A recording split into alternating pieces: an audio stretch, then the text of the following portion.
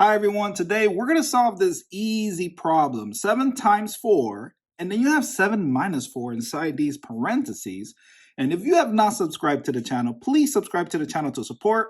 And let's begin solving this problem. Now, analyzing this problem, I see multiplication, I see parentheses, I see subtraction. And the first thing I think of is PEMDAS. And if you forgot what PEMDA is, it's just an acronym to help you remember the order of operation from left to right. And this problem needs PEMDAS. So starting from left to right, I know that multiplication, it is a high level, but it's not as high as the parentheses level. So parentheses will go first. So 7 minus 4 is 3, and we keep the parentheses. And then we bring everything down. So I'll bring down the 4 and the times 7. Now, again, we read from left to right. I see 7 times 4, and then 4 times 3.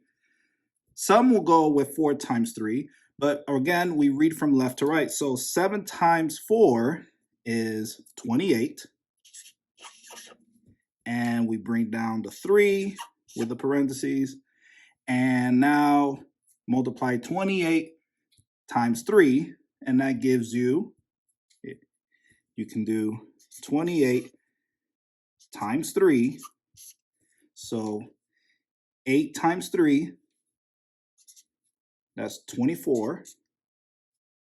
2 times 3 or 3 times 2 is 6, 7, 8. So your answer is 84. And there you go. Your answer is 84. Easy. Again, if you have not subscribed to the channel, please subscribe to the channel to support. And thank you for watching, and I'll see you in the next video. Happy face.